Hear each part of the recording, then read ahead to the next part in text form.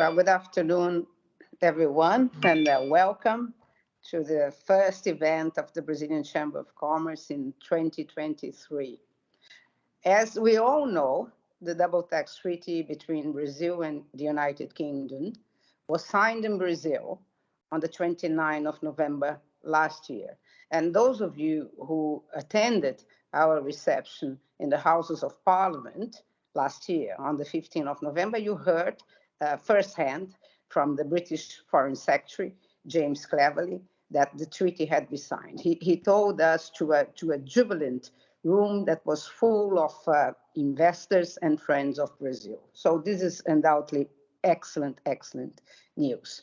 But although it is an enormous step between the two countries, we of course know that the treaty still has to be ratified both in Brazil and in the United Kingdom. In my opinion, this is the most important step forward in the trade and investment relations between the two countries.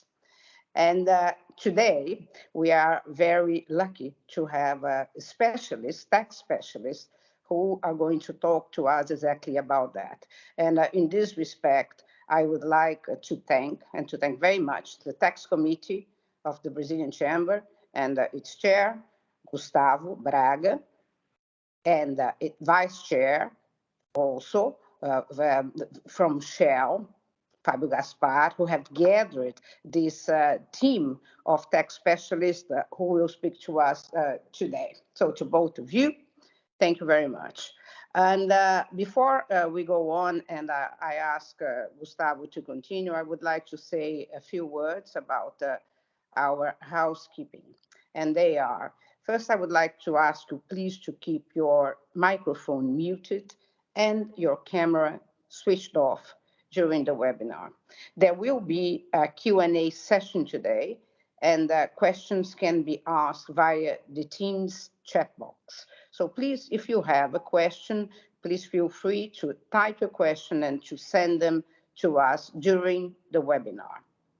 Also, please note that the webinar is being recorded, and the recording of this session will be posted in the Chamber's website and social media platforms in the next coming days. So with that said, thanks to all, and over to you, Gustavo. Welcome, everyone, to the first online meeting of the Tax Committee of the Brazilian Chamber of Commerce in Great Britain, now in 2023. Happy New Year for you all, since this is our first time together. Thank you very much, Vera, for the words, for the opening remarks. I emphasize your request that all participants that are not panelists, please shut down your cameras to avoid overloading the transmission, and also your microphones, of course, in order to avoid disturbing the presentations that will be made. So we have today with us three specialists and three practitioners, experts on international tax. I thank very much their presence, and I'll also take the opportunity of introducing them.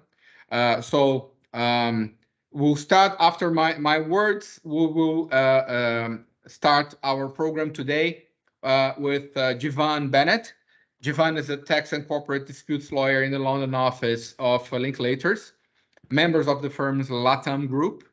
Outside practice, he's a visiting lecturer in EU tax law and international tax law and policy at King's College London and University of the West Indies in Barbados. Back in 2021, Jivan was awarded the Rising Star Award at the UK Diversity Legal Awards. And of course, since this happened in 2021, this year he is already a bright shining star, very up above. Jivan will start in a few minutes addressing the UK perspective on the text of the treaty that has been signed between Brazil and the United Kingdom to avoid double taxation. Subsequently, we'll have with us Luiz Felipe Centeno Ferraz, who is a tax partner in the São Paulo office of Matos Filho Advogado. Outside practice, he's an LLM in taxation at University of Florida, director of Associação Brasileira de Direito Financeiro, which is the Brazilian IFA branch. And in 2021 and 2022, he was awarded Outstanding Diversity Role Model by Yahoo Finance, an outstanding achievement. Congratulations on that, Luis. I didn't know. Sorry for that. And after Luis Felipe's presentation on the Brazilian views of the text of the treaty signed, we will have with us Fausto Pereira. Fausto is a tax professional with more than 20 years of experience on having worked as tax lawyer and tax advisor in top-tier advisory and law firms. And I have to mention that I had the privilege of having worked with Fausto back in the days with Arthur Andersen when the company existed. Since 2009, Fausto is in leadership positions with large multinational companies, leading tax teams throughout Latin America. And nowadays is head of tax of Anglo-American in Brazil. And of course, very, very knowledgeable on the UK-Brazil cross-border investments and operations, which is precisely the focus of the treaty. So I'll just make a few brief remarks myself. I'm Gustavo Braga, head of the tax committee of the Brazilian Chamber of Commerce in Great Britain. So now today we're following up on our previous webinar that took place November 22nd. There we addressed conceptually the features of what was then under negotiation between Brazil and the UK. A few days after we hosted our webinar, namely on the 29th of November, news rolled out that indeed Brazil and UK signed the treaty, which text we are discussing, we are debating today. So just as a quick overview, what is the purpose of a double tax treaty? What is it for? In summary, to allocate taxing powers to avoid double taxation and prevent tax evasion and abusive tax planning. And this latter part is important to emphasize, preventing tax evasion and abusive tax planning, because several clauses of the treaty, they have limitation on benefits. Actually, the text we're discussing today has one specific article, number 29, with extensive wording on limitation on benefits. Also, a provision concerning enhanced exchange of information between the tax administration of both countries about taxpayers. That's in Article 28 of the text we're discussing today. So beyond merely granting reliefs or benefits, quote unquote, and bear in mind that as a result of the allocation of taxing powers, if one country decides to tax on a lower threshold or not tax a given item of cross-border income, this simply means that the other contracting state will tax it and will not have to grant any credit. At least in this case, due to the approach taken by both UK and Brazil in the text we're discussing today, that the approach to avoid double taxation is granting a matching credit on the tax that was paid in the other jurisdiction. So it's not exactly a matter of benefits or tax relief, not at all. A double tax treaty promotes bilateral trade involving the contracting states, ensuring a level playing field among businesses and investors. This is the core, and this is why the treaty we're discussing today is so important. And we look forward to the expedite implementation, both in Brazil and the UK, of the signed treaty between Brazil and UK that we're discussing today. So without further ado, please, can you please shut the microphones and cameras, those who are not panelists?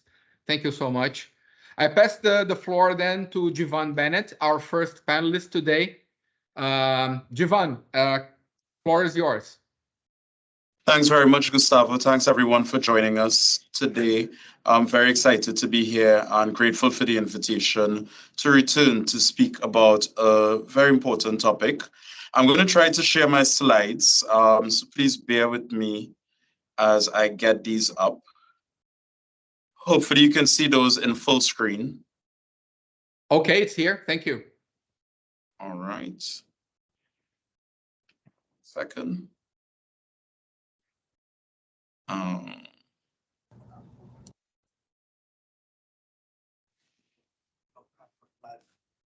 Just give me 1 second as I try to get these slides up and running.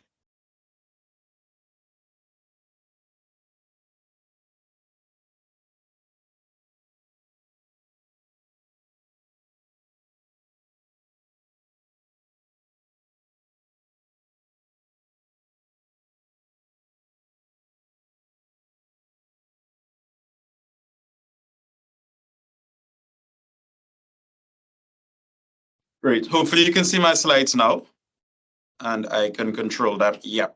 All right. Yes, it's here. Thank you. Oh, perfect. All right. All right. Thanks a lot. So today I'm going to just very quickly go through a few of the key aspects of the treaty.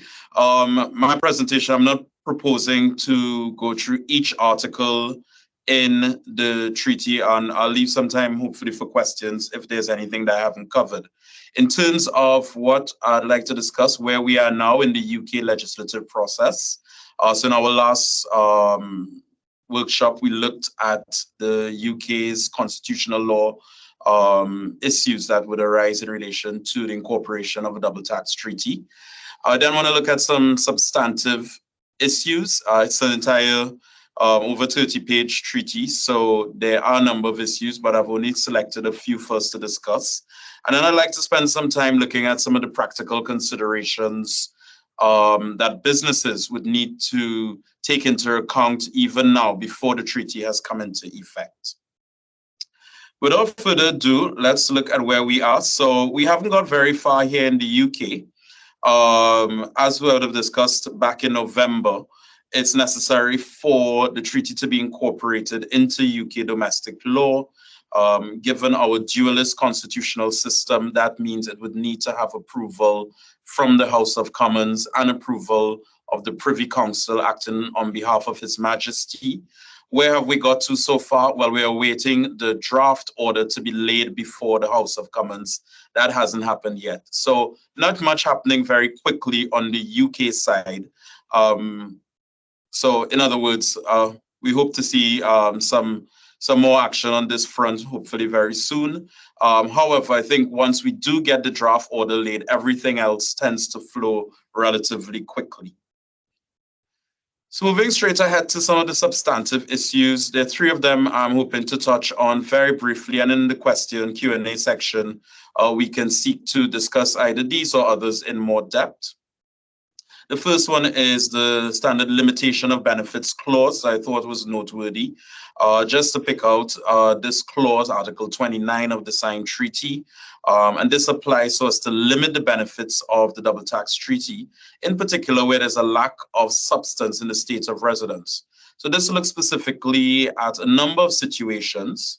But what we're looking at here is a situation where there's potentially a holding company that's unlisted, i.e. its shares aren't trading on a recognized stock exchange. In that particular case, that private entity would need to show that it does to a degree have enough substance so as to not be limited by this provision. Now, the protocol goes out to set out a number of factors that would be considered. And these are worth being considered from now. So businesses that would be seeking to claim the benefits of the double tax treaty may wish to consider these various factors. They do not all need to be present. However, they are what will be taken into consideration by the relevant tax authority when assessing whether an entity would be entitled to the benefits of the double tax treaty. I've listed a few here, and these are by no means exhaustive. So I'll start off there by saying that that is one of the key points. There's no point looking at the various articles within the double tax treaty. If it is a taxpayer simply fails at this hurdle, it is not entitled to the benefits if it can't show that it has overcome the provisions of Article 29. Turning now to withholding tax on UK source interests. So I've set out here a table, and I suspect we'll be discussing this a bit more, looking at source interests, as well as some of the other ways in which withholding tax applies in the double tax treaty, in particular in relation to fees for technical services. But for interest, however, what we're seeing is the UK rates or standard rates of interest here on yearly interest. Those standard income tax rates would be 20%. By contrast, the double tax treaty seeks to promote trade in particular areas. So in particular, the financing of infrastructure projects and public utilities. We see there that drops the rate down to 7% in the UK, from the standard rate of 20%. And in other situations, 10%. Some of these situations here perhaps one-sided in that they apply only to Brazilian withholding tax. So for example, item number 3, the payment of interest for residents of the other states on the sale on credit of machinery and equipment. Generally, that wouldn't qualify in any event for UK withholding tax on the assumption that it's not yearly interest. So there needs to be that degree of repetition over a period of 1 year in the UK for it to track withholding tax anyway. So in short, we are seeing a number of situations where, from a UK perspective, you may be able to reduce withholding tax on interest, which would in effect facilitate a number of trading activities between the two jurisdictions. The other point to flag, though, is the signature of the double tax treaty actually may lead to the entitlement of the qualified private placement exemption here in the UK. So what is that? That's an exemption that applies from UK withholding tax in relation to third-party lending.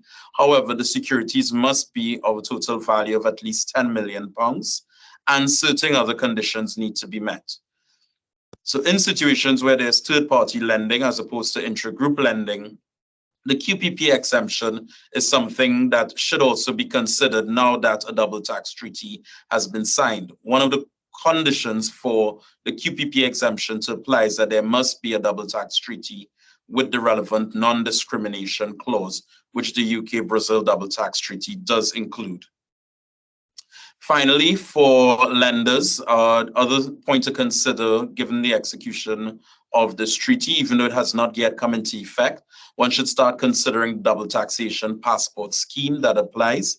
And this allows interest to be paid free of withholding tax or at reduced rates as applicable where a passport has been secured. So this is an administrative process to ensure that withholding tax relief can be applied in a more systematic and easy way. Turning quickly now to taxation of royalties. Again, domestic rates slightly higher than the treaty rates. So you have the treaty rate that would potentially reduce withholding tax from payments of royalties. Also worth noting is that MFN-NESC provision. So it's a provision that's set out in paragraph 4 of the protocol. And this applies where Brazil has agreed to lower withholding tax rates in a double tax treaty. There is a mechanism there for Brazil to inform the UK such that both sides can consult and discuss whether there is need to revise the UK-Brazil double tax treaty to have lower rates on withholding tax as it applies to certain items of passive income. One key point I thought worth noting for payment of royalties for UK businesses that may have a PE in Brazil, the non-discrimination article, though widely drafted, does not prohibit the laws in Brazil that would restrict the deduction of royalties against Brazilian corporate income tax. So just to break that down for a second, where's your non-discrimination clause would normally, clues in the name, seek to ensure that Brazilian entities and the Brazilian PEs of UK entities are treated more or less in the same way. To the extent that Brazil has a law restricting the deduction of royalties from the determination of corporate income for the purposes of the Brazilian corporation income tax, the non-discrimination clause does not apply to nullify that. So that's just a canter through of some of the key issues. Hopefully we can get on to discussing some of the other interesting ones, such as in relation to technical fees and that reducing rate of withholding tax that applies over time. But definitely what we're seeing here is a very novel double tax treaty in some respects. Let's think about some of the things that businesses should consider from now. So as I mentioned before, the treaty is not yet in effect. But what could you be doing if you're operating in a cross-border scenario and you have trade or investments between the UK and Brazil? So there are 2 points I want us to have a quick look at. First of all, looking at your contracts. What sort of contractual provisions exist within the contracts in relation to your gross-up clauses? So gross-up clauses are clauses within commercial agreements that seek to ensure that the risk of withholding tax, in some cases, there are other forms of gross-up clauses, but withholding tax gross-up clauses seek to ensure that any risk of withholding tax is allocated to one party or to the other. Withholding tax, as we know, is something that we'd want to ensure that there's clarity between the contracting parties as to which party takes the risk of withholding tax. So there is scope here for potential renegotiation of the positions in relation to gross-up clauses within commercial agreements, given that pre-double tax treaty, certain provisions within your gross-up clause may not have been necessary in a purely UK-Brazil scenario, as there wouldn't have been the issue around credits being applied in one jurisdiction or another. So if you're acting as a payer, or if you're an advisor acting on behalf of a payer, one of the things you may want to look at is whether you want to renegotiate to ensure that payees provide a residence certificate or confirmation of entitlement to DTT benefits in order to reduce withholding tax. So that's really important. If there's a possibility of reducing withholding tax, be that on interest or royalties, fees for technical services, the necessary administrative procedure, you'd want to bake that into your contractual arrangements. For a payee now, what you'd also want is the requirement for that withholding tax receipt. Of course, the payer has the deduction obligation, and the payer would be the one that satisfies any withholding tax obligation. However, strictly speaking, the payee is the taxpayer. So the payee may want to receive that withholding tax receipt in order to be able to claim the credit, as Gustavo mentioned at the start. Now, for a payer, again, coming back to what they may want in that situation, a payer may very rightly say, well, if it is you as payee are going to claim some of this withholding tax as a credit, and I have grossed you up, so I've paid you additional sums to account for the withholding tax, you actually as a payee are in a windfall position. So in that sort of situation, a payer may want to ensure that there's reimbursement.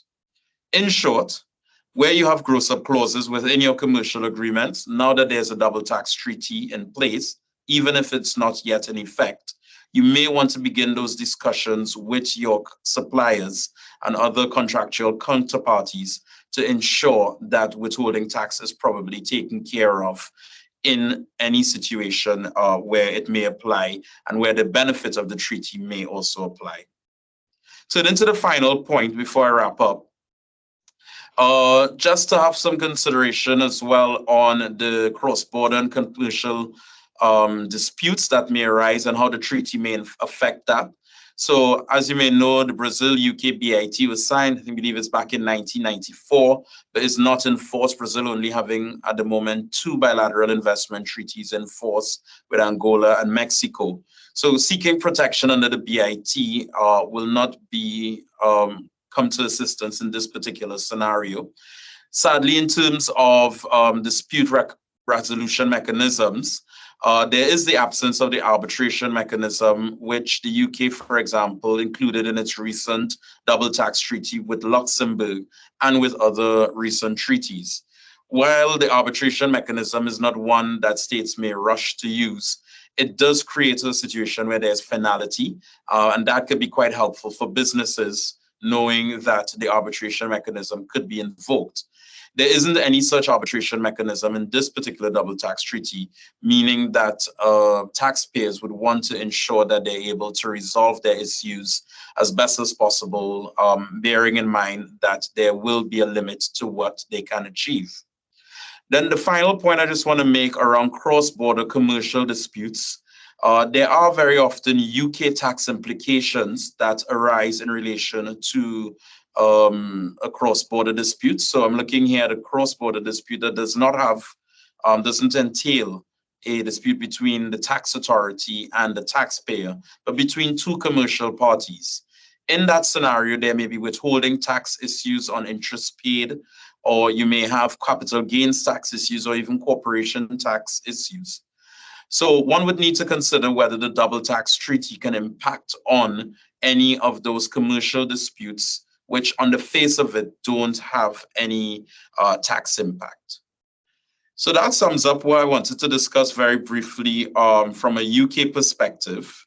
I will pass back over now to Gustavo for the next presenter. Thank you very much, Jivan. It was a great highlight of very important points that you made.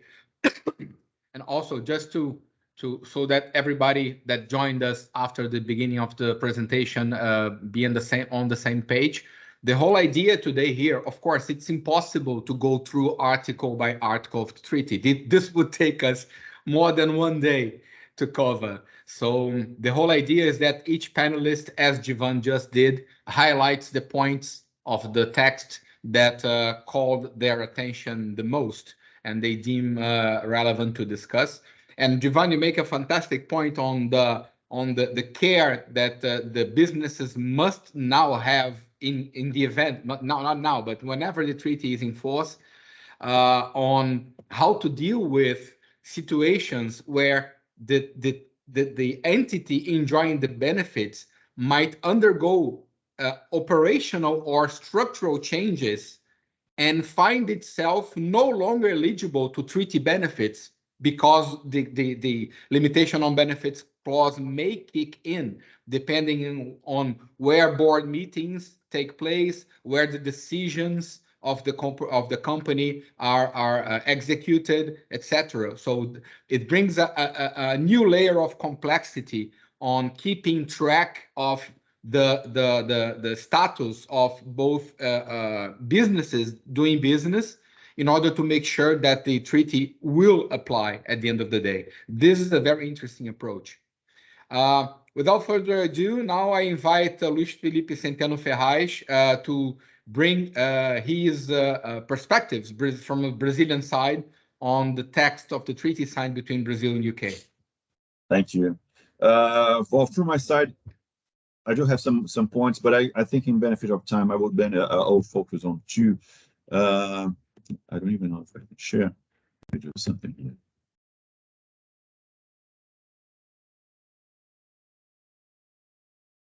I don't know if you can see the presentation. Yeah. Well, I had we can. Can you just put the presentation mode so only the slide that's exactly shows? what I was trying to do. Perfect. Okay. Is it doing? Is it working now? Or can you see that now? Yes, we can. Perfect. Okay. Thank you. Well, there were some highlights, but I guess Jivan said so many good things about the enjoyment of benefits. I can skip them because it's the same view that I have here from Brazil. It's a trend that we have in treaties signed by Brazil, that the benefits, we cannot go for treaty shopping. It's a trend that we've had in court decisions. So it's a trend that it's going to be applied to the treaties themselves in the text. So it's we can skip that because it's something I agree. We have dividends here, and it's very interesting that they include a 10% clause in the dividend article. It doesn't matter to Brazil because Brazil doesn't have a taxation on dividends. So the 10-15% rate does not really matter to us. But of course, it will matter if we do have a further discussion on a tax reform. That is always the talk of the town in Brazil. Every year we discuss this. So if we come with return the taxation of dividends, that clause, that article will be very much important. Interest it's exactly what Ivan said. It's something, it's new to Brazil. We have some scaled rates and exemption in that case. So it's something new that we might have also in a treaty. That's why I think it's a very modern treaty, because it brings some different approach that we didn't have.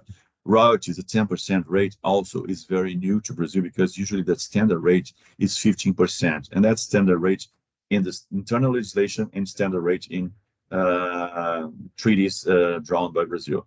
So when it comes to dividends, interest, and royalties, we may have some discussions here, not only with the UK, but we may have also discussions with other treaties, because some other treaties, they may have the most favored nation clause that would bring this type of taxation to their treaties. And so we might get a reduction of taxation of royalties and interest, and also maybe dividends in the future to other treaties. And that's something that's like a collateral, not that much, but a fact that we may have in other treaties. That's something to be discussed. But what I would like to call the attention of this treaty is the two things that really caught my attention. First of all, the transfer pricing clause, Article 9, which is we never had in the other treaties. The paragraph 2, which is in the OECD standard, which allows the offsetting or the avoidance of double taxation itself. Because Article 9 in other treaties signed by Brazil, it's a no clause. It doesn't avoid the proper double taxation. But in this case, it brought the paragraph, the second paragraph, allowing the other contracting states to provide the adjustment that one contracting state imposed when transfer pricing rules were applied. So that might avoid double taxation, and that's very much in line. And of course, that favors the mutual agreement procedures, and that very much favors the trend that we might have in Brazil with the new transfer pricing rules. We do have mutual agreement procedure rules in Brazil. We do have, even though they're not very much put into practice, we do have a new transfer pricing set of rules in Brazil that would be aligned with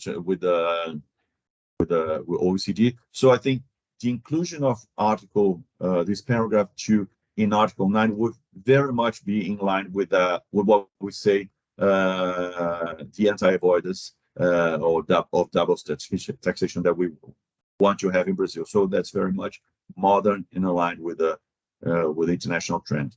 But what I would call the attention of you all is a new clause that we have, Article 13, for technical services. Brazil has always fought the idea of not taxing on a withholding basis the remittance of services abroad.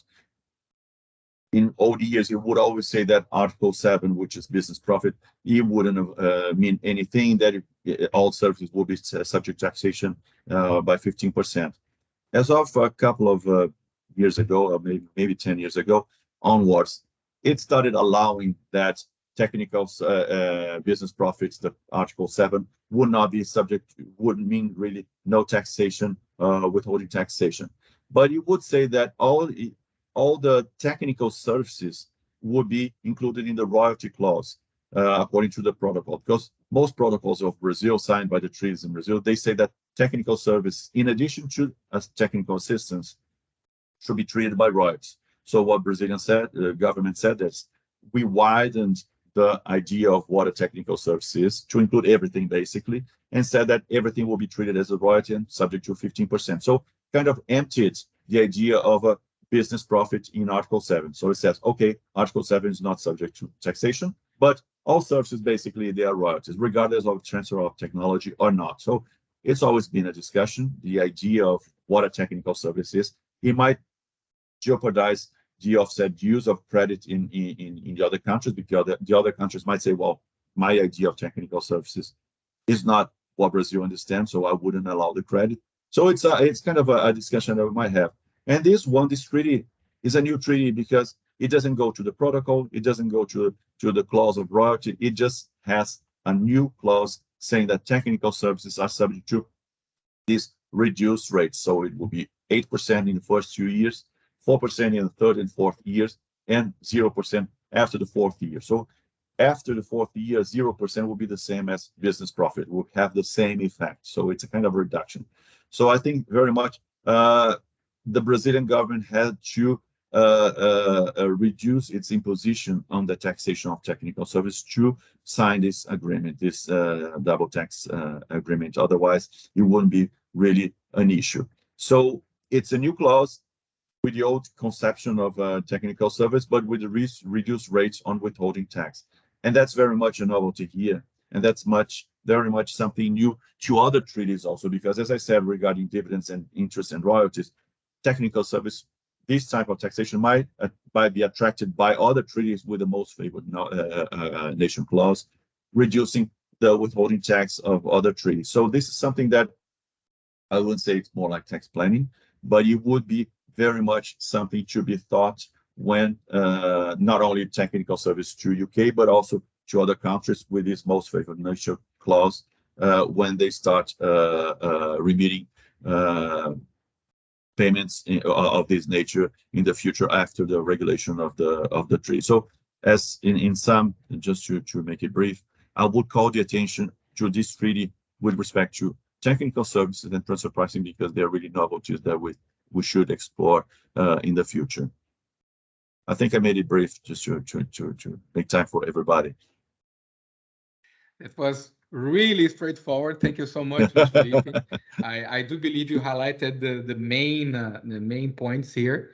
And on the dividends note, yes, as we all know, Brazil has a few bills in Congress, not only the ones submitted to Congress by the Bolsonaro government in 2021, but also a bill by Patrus Ananias, who is a member of the Labour Party of PT, submitted back in 2018 and reinstating withholding taxation on dividends. So this 10% limitation in the UK treaty may come in handy if, as it seems, this tax will be reinstated. I recall last week, I think Estado de São Paulo published some news saying that Fernando Haddad was creating a task force group to come up with a new bill for reforming taxation of income and reinstituting withholding taxation on dividends. So yeah, and even the 15% rate might be an issue in this treaty and other treaties, because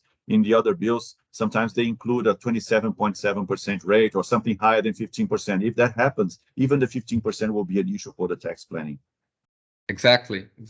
Excellent point. All right, so let's move forward.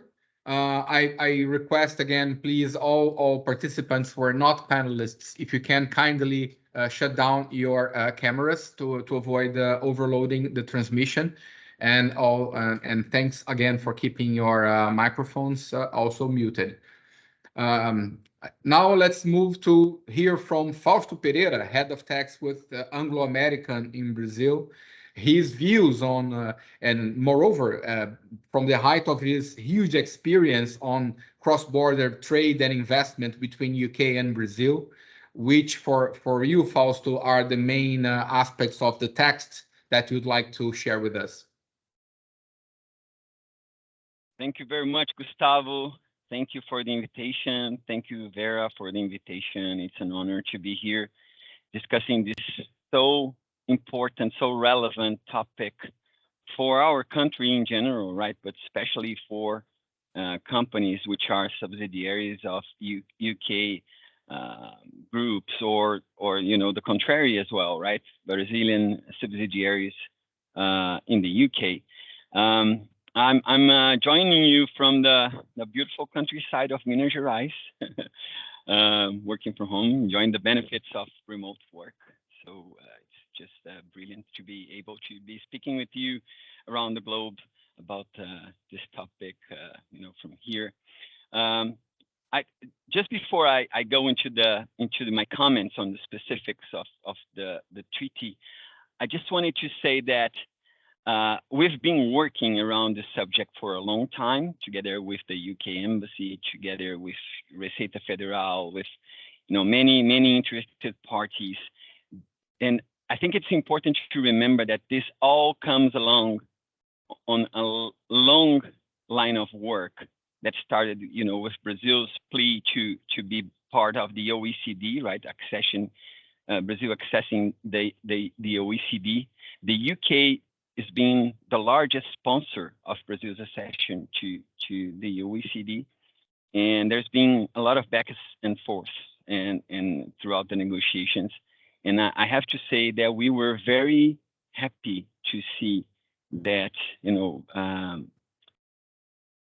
by coincidence, on the day of our prior event, we had the treaty being signed between the two countries. And this is an enormous development between on the relationships, on the commercial and trading relationships of these two countries, which are, of course, long-lasting, historic commercial partners.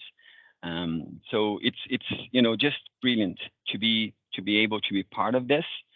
And so, I just feel really privileged and honored to be part of all of these discussions. So if I can summarize in one word what the treaty is about for businesses, but also for the countries involved and, their people and their economies, right? So if we can summarize in one word why this treaty is important, why any treaty is important, this word is stability, right?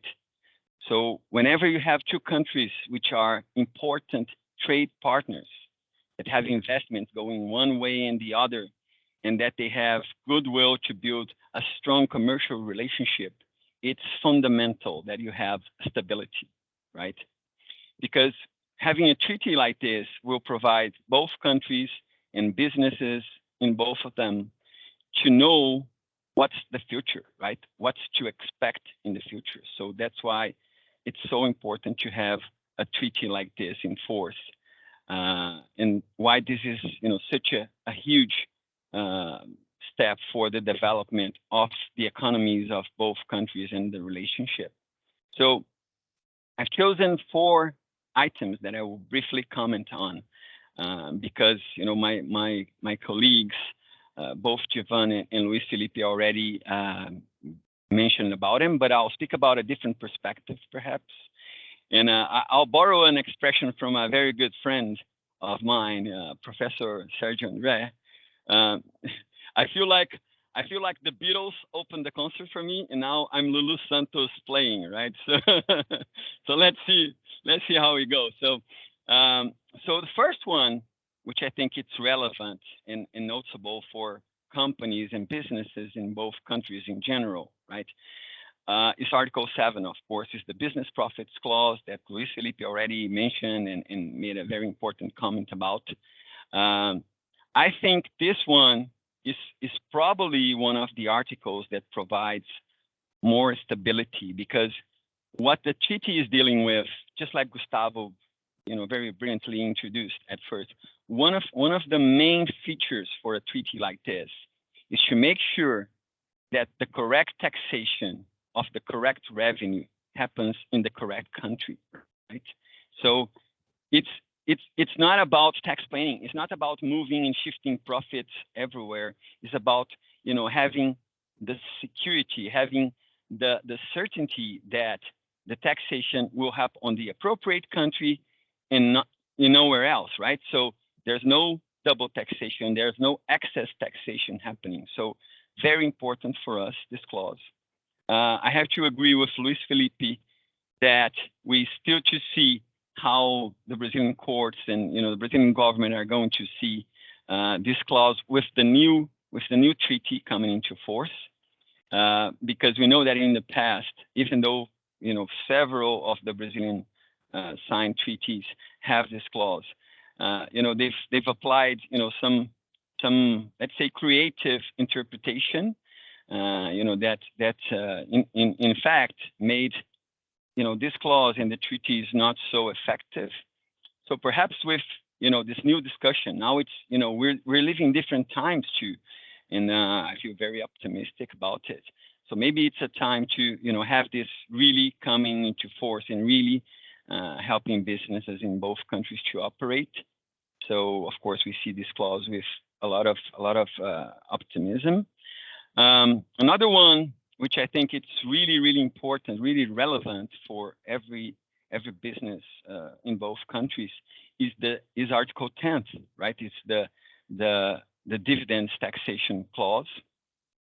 That one is, I should say, it's probably one of the most relevant in terms of the current tax environment in Brazil and elsewhere, because the trend, and I have to say, on my humble opinion as a tax professional, as a tax practitioner, probably the best model for income taxation that there is the two-tier taxation model, right?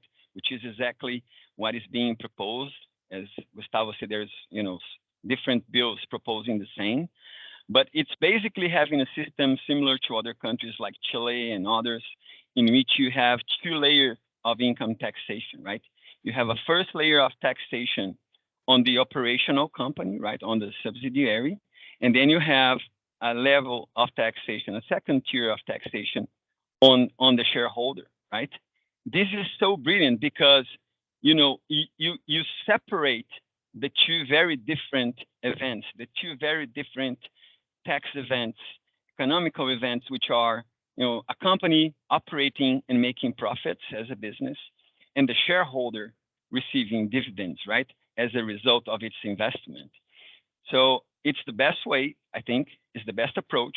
But when all of those bills came around, especially in 2020, we were all very concerned, because the key here is also not only create the two-tier taxation system, but also make sure that we have the appropriate rates for the taxation, right? So otherwise, you have a combined taxation that makes it prohibitive to invest in a certain country, because if you add up them, you can come in some of the proposals, the overall nominal rate would be 45, 50%, 50+%.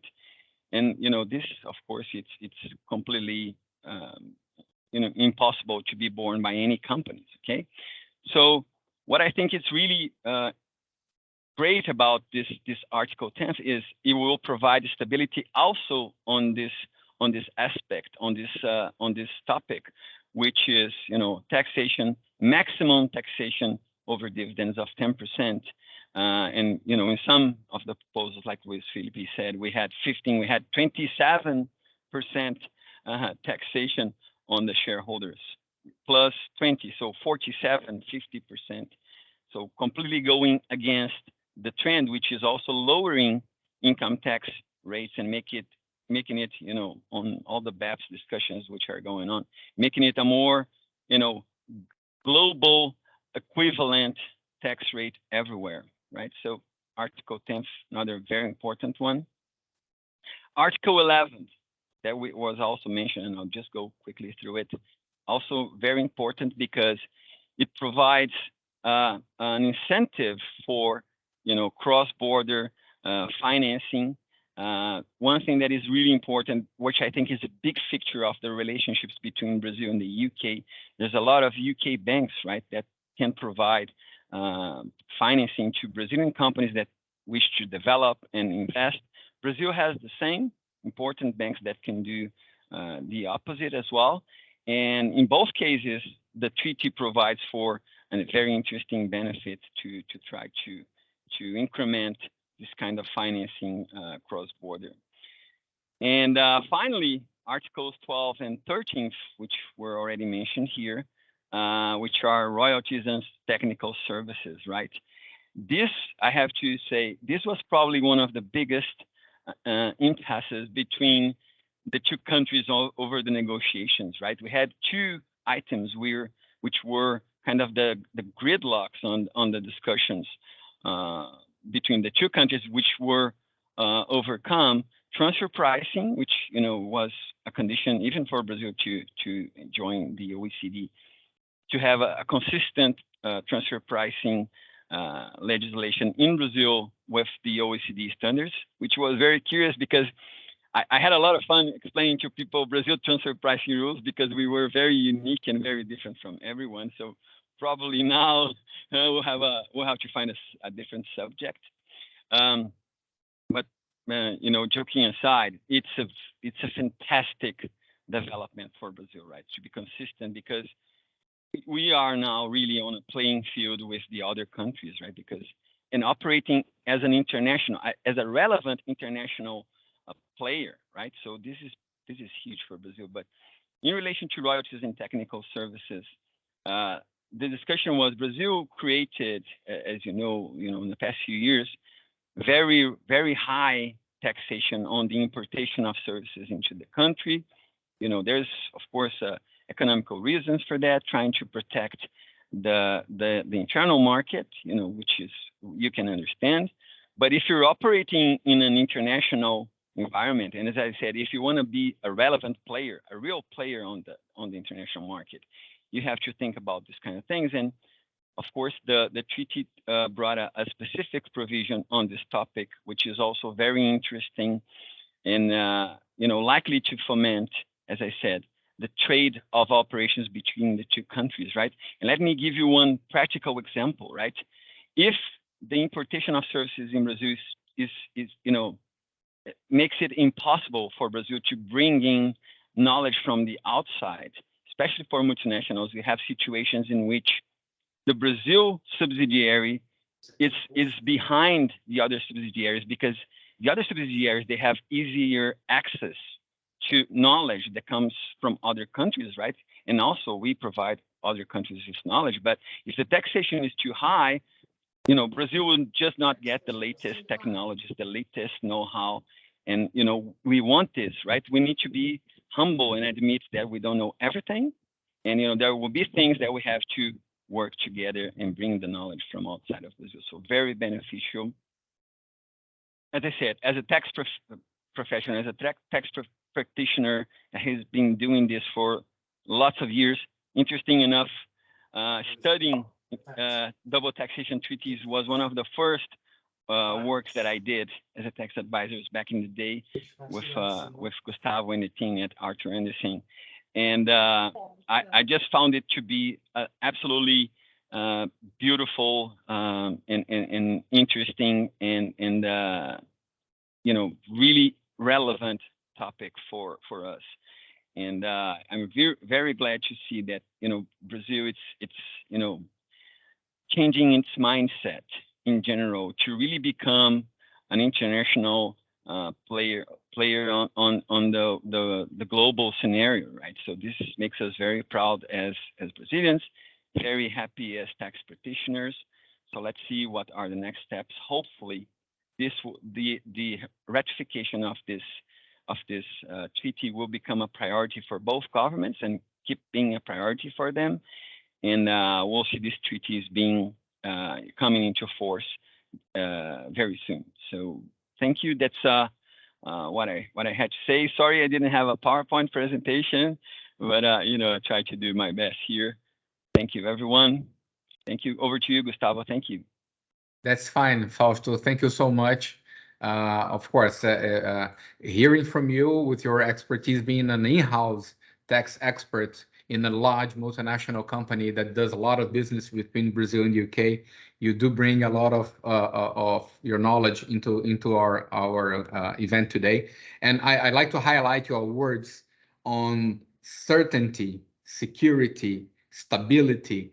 This is exactly what the fair players of the market are looking forward to. This is what the businesses, the real, the serious businesses do want. A stable, level playing field so investment can be planned, can be implemented, and can be made across both ways, either from UK to Brazil or vice versa. And yes, I do believe this is a very important step towards that goal, the treaty that we're talking about today. It shows a mature stance from the Brazilian tax authorities on willing to move ahead with, which is sincerely is the modern way of approaching double tax treaties worldwide. So yeah, let's hope to see that this step will become a new reference, a new paradigm for the future treaties and the amendment to the old treaties that we believe should follow. We have one question that was written here at the chat board I invite you, all the participants. There's another one. Thank you so much. So please feel free to write in writing, to put in writing your questions here in the chat, so the panelists may address them. The first one from Rogério Abdallah Bittencourt Jr. Concerns the new PE for offshore activity situation included in the UK-Brazil treaty. And yes, this is a very new feature. This treaty does have one specific article, which is number 24 in this text, concerning offshore activities. The very interesting wording to check, and there's a lot of implications because it encompasses not only the oil and gas exploration and production activities, but also ancillary and support activities in connection with that main one. So Rogério's question is, considering that PE for offshore activities situation, from a Brazilian perspective, do you think it will be applicable as soon as the treaty enters into force, or would depend on further domestic legislation regulating the taxation of PEs? Any of our panelists is willing to propose a reply? Well, this is something I don't know. Well, the idea of the treaty is it doesn't create law. It really regulates double taxation between two countries. So the idea of having a PE is important here for us to focus on that. But I think it will be important to have something in the internal law just to regulate this in more details, because as I said, the double tax treaty doesn't really create the law, the imposition, but it kind of regulates the relationship between both countries. But that's what you see, because we don't even have a decree actually absorbing the treaty to our internal environment. So we need this first, and then we go for the role. Our PE rules are very old and very vague in many cases. Thank you, Luis. If I may add, first, I call the attention for the existence of a clause that concerns the effectiveness of the treaty. There's an article 31, I believe, setting forth when does the treaty provisions come into force after implementation. Yes, it's Article 31.3.1, entry into force. And I think I can sort of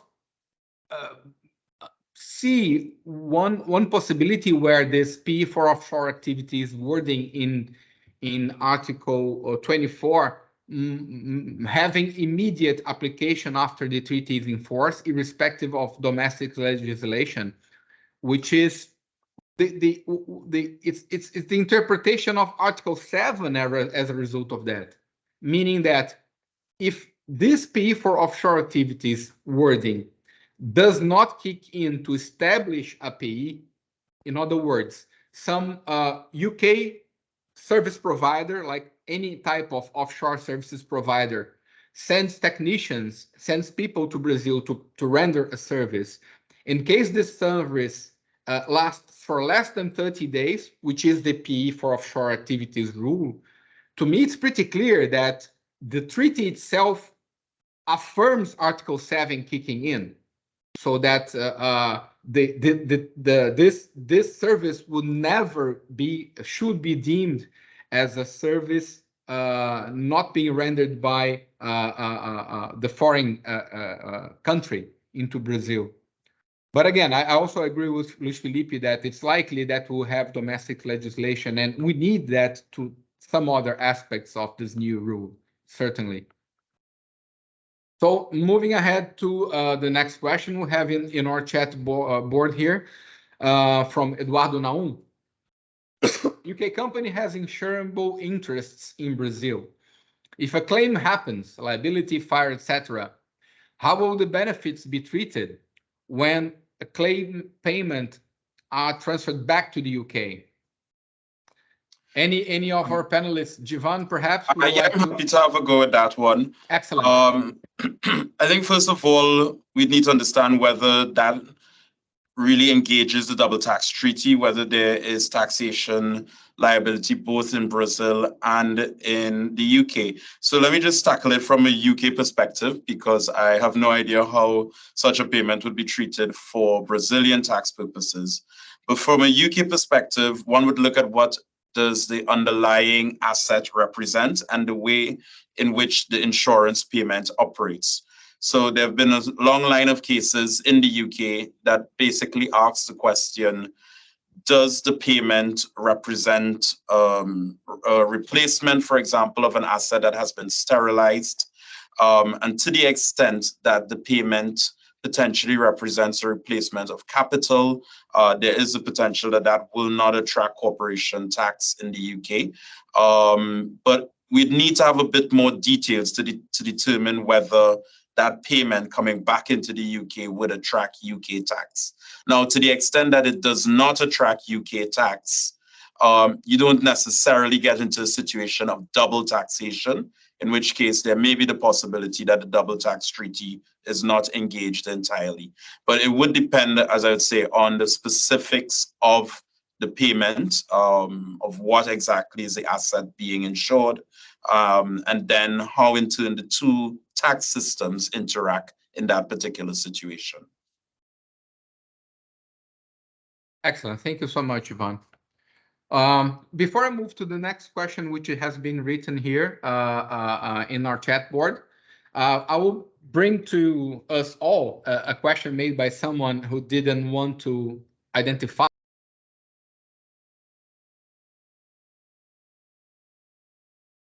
I think you're on mute, Gustavo. Oh, sorry for that. So I thank you, Luis. I have this question that was made by someone not willing to identify himself or herself, but which is a very, very important question. Namely, how can we make sure that Congress in Brazil and the new administration in Brazil carries forward the development so far, and to make sure the double tax treaty is rectified the soonest? I'll take this shot. I'll try to answer this. How can we make sure? We cannot, period. However, the Congress that has been elected for this legislature is known to be a Congress, is known to be composed by congressmen more aligned with the previous Bolsonaro government. This was acknowledged by the press, by political analysts. It's a more right-wing tending group of congressmen and women. So in principle, they should be politically aligned with the rationale of the administration, of the Bolsonaro administration, that resulted on the text of the treaty that has been signed with the UK by Brazil. Of course, again, we can never be certain, and some congressmen may be willing to keep on the same ideological spectrum that they were elected from. Some may change sides and pair with the current government, the current administration, for whatever reasons, and then decide not to vote or even vote against the implementation of this treaty. But that was my attempt to answer to the very delicate and sensitive question. I don't know if some other colleagues, panelists would like to delve into this one. No, I can see you don't want to. Yeah, I agree with you. I'll just reinforce that, regardless of politics and everything, it is the best interest for both of the countries that this goes ahead, right? Because, as I said, it is a way to provide stability and to provide a platform to improve and development the relationships between the two countries. So, we're very hopeful that this will go ahead and come into force shortly, and both countries and both people of both countries and both economies will start harvesting the benefits of the treaty. Our fingers.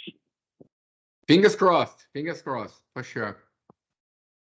Okay, we have another question, a very good one, by the way, again from Rogério Abdallah Bittencourt Jr. Now to Jivan. Do you believe the treaty, once in force, might be beneficial for investment made in Brazil through holding companies adopting the new UK QHAC regime? Oh yeah, that's a really good question. No, I think that there are benefits and there would be opportunities for QHACs to be able to take advantage of that. The one thing that strikes me, though, without having looked in depth recently at the QHAC rules, is that while for a UK QHAC or QHAC, as we call it, you simply need to be resident in the UK. The treaty goes into, in its limitation of benefits paragraph and in the protocol, sets out a number of criteria that the Brazilian tax authority may take into consideration. So what you may have is a mismatch where a UK QHAC is UK resident from HMRC's perspective, but the Brazilian tax authority may take the view that the entity does not have enough substance in order to be able to take advantage of the benefits under the double tax treaty. So that's the first thing that strikes me, but I think there certainly be need to consider in more depth once you have the actual facts of any particular matter involving a UK QHAC. Excellent, Jivan. Thank you. Thank you so much. Okay, well, we're close to our ending here, but I'd like to make one question to our fellow panelists. And this one is from me. My reading of Article 25th, which is the article that sets forth the rules for elimination of double taxation. Paragraph 1 concerns how Brazil shall avoid double taxation, which measures will be taken, essentially a matching credit, namely a credit matching to the Brazilian tax, a credit of the UK tax paid matching to the Brazilian tax that applies on the relevant item of income or the relevant income. And paragraph 2 concerns how the UK will avoid double taxation. And then one piece of text that really called my attention here is subparagraph D, delta, in Article 2, which reads as follows. In case of a dividend not exempted from tax, under subparagraph B, which is paid by a company which is a resident of Brazil to a company which is resident of the UK, and which controls directly or indirectly at least 10% of the voting power in the company paying the dividend, the Brazilian company paying the dividend to the UK, the credit to be granted by the UK shall also take into account the Brazilian tax payable by the company in respect of its profits out of which such dividend is paid. And well, my interpretation of this language here is that let's assume a Brazilian company paying 34% corporate income tax, global aggregate rate, corporate income, CSLL and IRPJ. Then it appears to me that the UK is willing to grant a credit in the UK, considering not only the withholding taxation applicable on the dividends, let's assume this taxation on dividends is reinstated in the future, but also adding up the corporate income tax paid by the Brazilian payer of the dividend, which sounds a very good deal in my mind. Do you have the same reading as I do? I think that's the system that already exists, right, Gustavo? For instance, in Brazil, when you have a Brazilian company that has a foreign subsidiary, all of the taxes paid by that company, all of the income taxes paid by that company, they will give you a credit in the country to offset the calculation of the tax due over that revenue, right? Over that profit or dividend paid, right? So I think it's probably a replication of this internal law, and I agree with you. It's because if you would only give credit over the dividends withholding tax, then you run the risk of having double taxation anyway, right? Because there was already tax on the origin country. So I think it's probably more to provide certainty about this, that you get a full credit on the other side, just like it happens on the Brazilian internal rules right now. Sorry, Jivan, I cut you Yeah, off. sorry. No, I just wanted to add that, yeah, it does, on the face of it, look very generous, and agree with everything Fausto said. The one thing I would add, though, Gustavo, is the bit where at the start of paragraph 2, where it says subject to the provisions of the law of the United Kingdom. What I suspect we'll see when we look into those United Kingdom rules is that you can have a credit, sure, but it's capped, all right? So that you can't have the full sum of the Brazilian tax, which the rate of which I believe is higher than the UK rate of tax, even though our rate is about to go up. You will still have a certain cap on it there, so that in effect, although there isn't any dividends withholding tax in Brazil at the moment, and mindful that that may change, you can definitely settle some bit, as Fausto said, it represents what is standard within some of these double tax treaties, but unlikely a business is going to be able to settle off the full sum of the higher Brazilian tax rate.